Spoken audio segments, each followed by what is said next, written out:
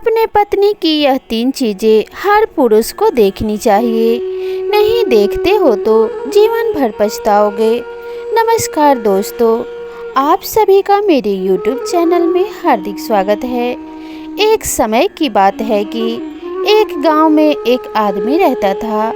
वह आदमी अपने पत्नी से बहुत ही परेशान था, क्योंकि उसकी पत्नी अपने पति से बात बात पर लड़ाई झगड़ा किया करती थी, जिसकी वजह से उसके घर में धीरे धीरे गरीबी आ गई और घर में खाने के लिए ना तो अन्न का दाना बचा और ना ही पहनने के लिए कपड़े बचे।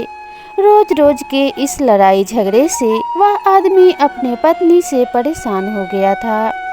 एक दिन की बात है, वह आदमी अपने घर से जंगल की तरफ जाने लगता है और जंगल में जाते जाते उस आदमी की मुलाकात एक साधु से होती है।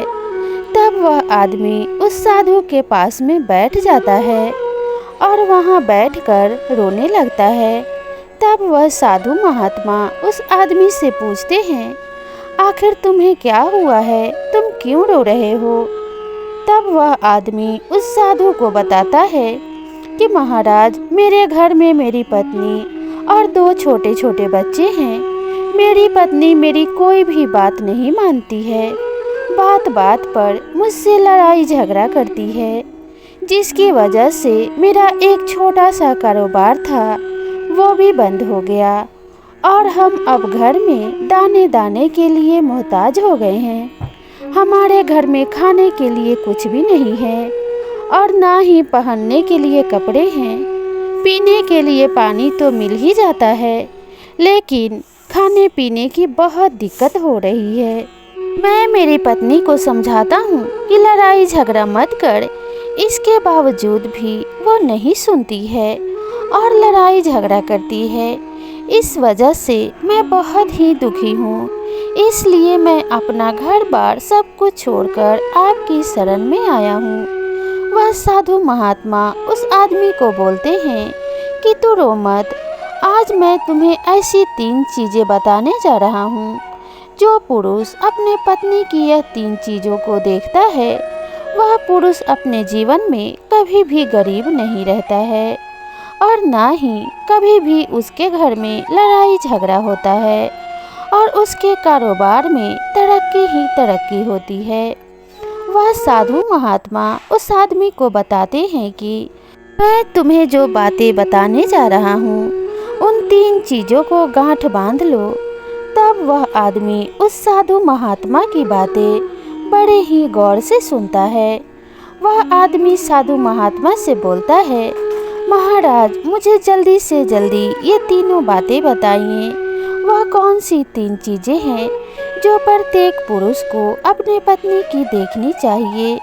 तब वह साधु महात्मा उस आदमी को एक कहानी सुनाते हैं। एक नगर में एक सेठ रहता था। उस सेठ का बहुत बड़ा व्यापार था। सेठ के घर में सेठ और उसकी पत्नी दोनों ही रहते थे। उस सेठ और सेठानी में आपस में बड़ा प्रेम था। उनके घर में कभी भी लड़ाई झगड़ा या किसी प्रकार का कोई कलेश नहीं होता था, इसलिए उनके घर में सदैव माँ लक्ष्मी का वास रहता था और उनके कारोबार में भी दिन दूनी और रात चौगुनी तरक्की होती थी। उस सेठ और सेठानी में इतना प्रेम था कि आसपास के लोग भी उनको प्रेम को देखकर जल जाया करते थे। सेठ और सेठानी के इस प्रेम की मिसाल हर गांव वाले देते थे।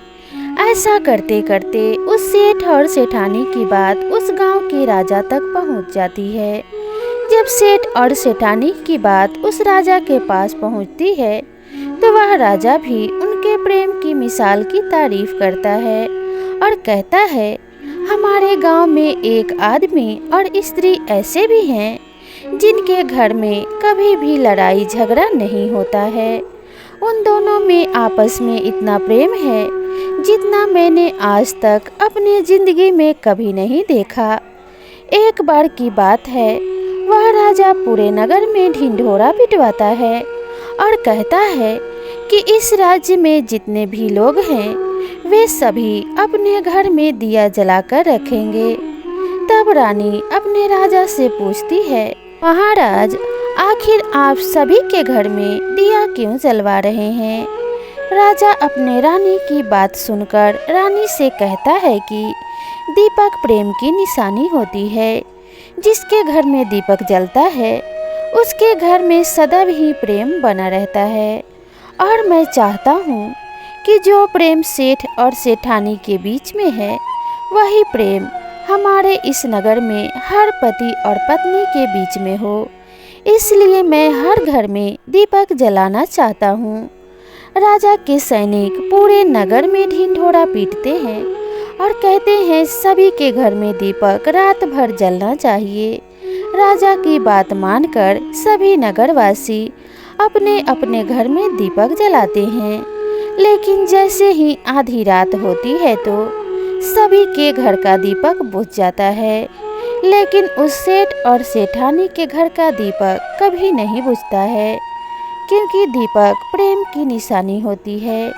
सेठानी अपने घर के दीपक को सदैव जलाकर रखती थी, जिससे सेठ और सेठानी का प्रेम बरकरार रहे। लेकिन सेठानी हमेशा अपनी मनमानी करती थी।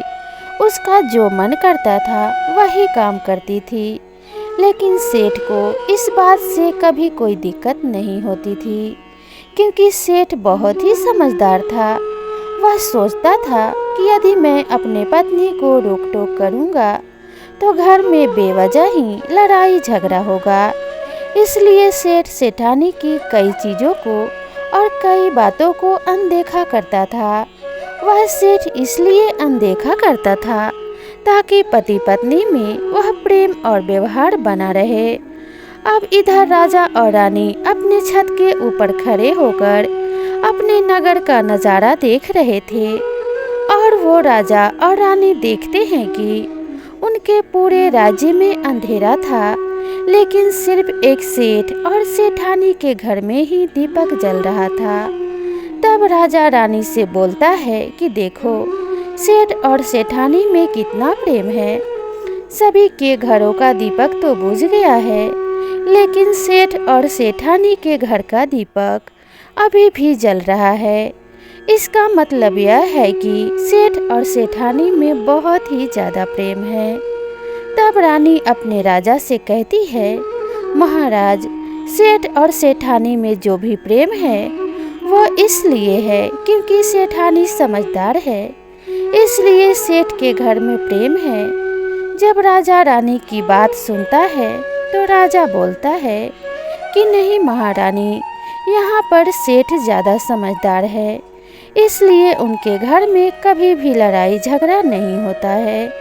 रानी कहती है सेठानी समझदार है, और राजा कहते हैं नहीं, सेठ समझदार है। सेठ और सेठानी की बात को लेकर राजा और रानी में बहस होने लगता है।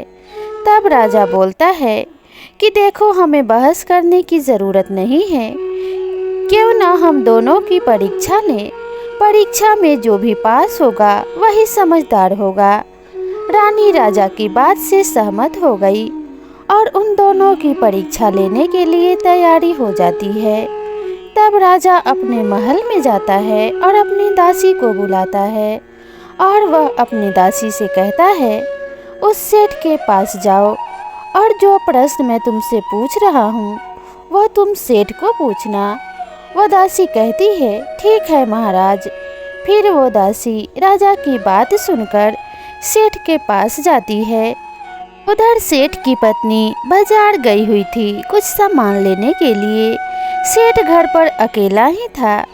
वह दासी सेठ के घर पर जाकर सेठ से कहती है, सेठ जी, मैं राजमहल से आई हूँ।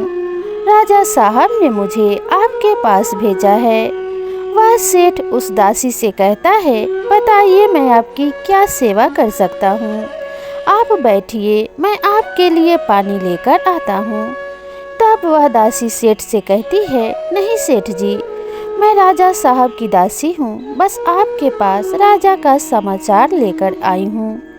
तब वह सेठ कहता है, ठीक है दासी, आप मुझे बताइए कि राजा साहब ने मेरे लिए क्या समाचार भेजा है। तब वह दासी सेठ से कहती है, सेठ जी, राजा साहब ने मुझे यह कहा है कि यदि तुम अपने पत्नी को छोड़ देते हो तो वे तुम्हें खूब सारा धन और हीरे मोती देंगे और राजमहल में एक अच्छी सी नौकरी भी दे देंगे। लेकिन सेठ राजी नहीं होता है। दासी वापस राजा के पास चली जाती है और जाके कहती है सेठ अपने पत्नी को छोड़ने के लिए राजी नहीं हुआ। तब रानी राजा से कहती है सेठ समझदार नहीं है, सेठानी समझदार है। सेठ और सेठानी की बातों को लेकर राजा और रानी में फिर बहस होने लगी। तब रानी राजा से कहती है आपने सेठ की परीक्षा ली है, मैं भी सेठानी की परीक्षा लेना चाहती हूँ। तब पता चलेगा कि सेठ और सेठानी में सबसे ज़्यादा समझदार कौन है। तब राजा रानी को आदेश देते हैं कि रानी तुम भी एक बार सेठानी की परीक्षा ले लो। तब रानी अपने राजमहल से एक दासी को सेठानी के पास भेजती है और कहती है कि जो मैं तुम्हें कह रही हूँ ये सारी बातें जाकर उस सेठानी को कहना।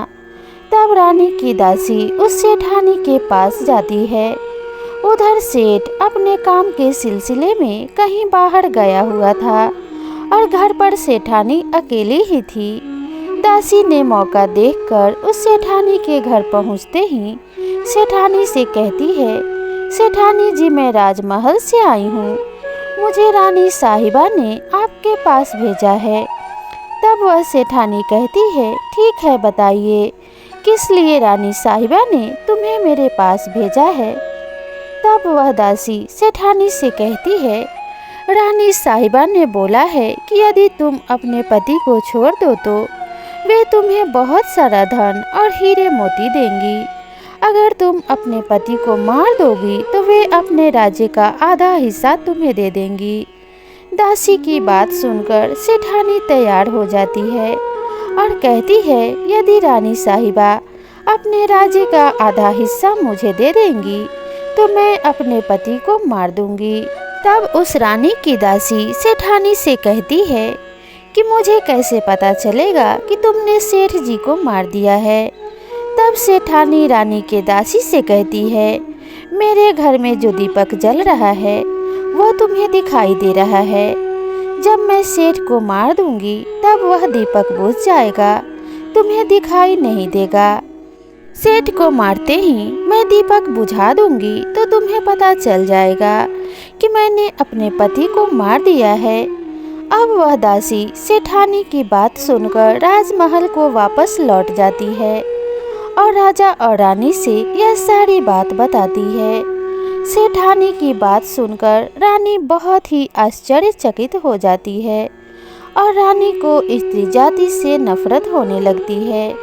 तब वह राजा अपने सारे दास और सैनिकों को बुलाता है और कहता है देखो, मैं यह नहीं चाहता कि मेरी और रानी की वजह से किसी निर्दोष की जान चली जाए। तुम ऐसा करो, उस सेठानी के घर जाओ और उस सेठ को सारी बातें बता दो और उस सेठ को बचा लो।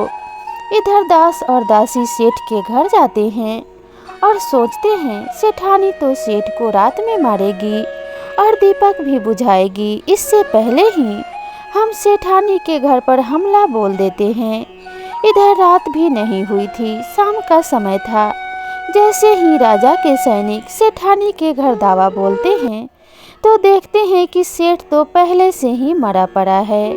यह देखकर सभी दास दासी आश्चर्यचकित हो जाते हैं और सेठानी से कहते हैं कि तुम तो अपने पति को रात में मारने वाली थी, लेकिन तुमने तो सेठ को पहले ही मार दिया है। तब वह सेठानी उन दास दासियों से कहती है सेठ को तो मुझे मारना ही था, रात में तो मुझे दीपक बुझाना था, इसलिए मैंने सेठ को दिन में ही जहर देकर मार दिया है। अब मेरा काम है सिर्फ दीपक बुझाने का। वे सैनिक सेठानी की बात को सुनकर उल्टे पांव उस सेठ के घर से राजा के दरबार में जा पहुँचे और राजा को सारी बात बता दिया। राजा क्रोध से आग बबूला हो जाता है और उसको स्त्री जाति से घृणा होने लगती है और वह अपने सैनिकों को भेजता है कि उस सेठानी को बंदी बनाकर ले आए। तब राजा के सैनिक उस सेठानी को बंदी बनाकर राजा के राज दरबार में पेश करते हैं।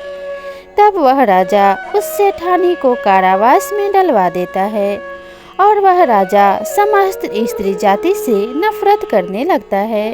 वह साधु इस कहानी को गांव के उस आदमी को सुनाता है।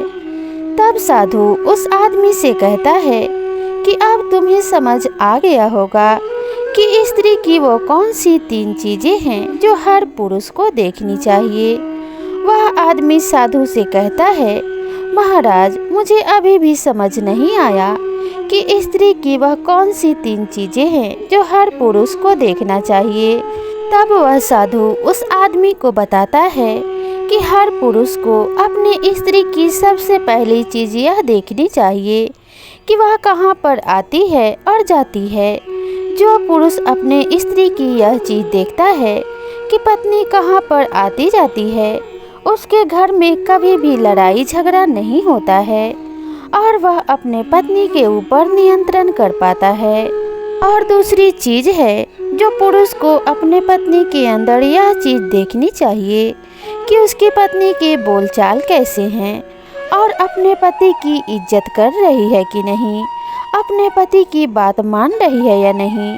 जो स्त्री अपने पुरुष की बात नहीं मानती, अपने पति की इज्जत नहीं करती, वह स्त्री अपने पति के साथ कुछ भी कर सकती है, जैसे कि उस सेठानी ने सेठ के साथ किया था। इसलिए हर पुरुष को अपने पत्नी की यह चीज़ देखनी चाहिए। तीसरी चीज़ वह साधु उस आदमी को बताता है कि हर पुरुष अपने पत्नी के चाल चलन को ज़रूर देखना चाहिए। जो पुरुष अपने पत्नी के चाल चलन को देखता है और उसके चाल चलन पर ज़्यादा प्रेम नहीं करता, उसको अपने कंट्रोल में करके रखता है, तो उसके घर में कभी भी लड़ाई झगड़ा नहीं होता है। जो स्त्रियां घर पर मनमानी करती हैं और अपने पति की बातों को नहीं मानती, उनके घर पर इसी तरीके की मुसीबत आती है। ये 3 बातें उस साधु महात्मा ने उस आदमी को बताई और फिर वह आदमी इन 3 चीज़ों को गांठ बांध लेता है और साधु को प्रणाम करके अपने घर पर चला जाता है। तो दोस्तों, जो भी व्यक्ति इन बातों का ध्यान रख के अपने दाम्पत्य जीवन को जीते हैं, उनके जीवन में कभी कठिनाई नहीं आती और उनके जीवन में लड़ाई झगड़े बहुत कम होते हैं। दोस्तों, आपको ये कहानी कैसी लगी हमें कमेंट करके ज़रूर बताइएगा। और अगर यह वीडियो आपको पसंद आई हो तो वीडियो को लाइक कीजिएगा और मेरे चैनल को ज़रूर सब्सक्राइब कीजिएगा और साथ ही इसे अपने दोस्तों के साथ भी ज़रूर शेयर कीजिएगा। तो मिलते हैं इसी तरह की नई कहानी के साथ, तब तक के लिए नमस्कार।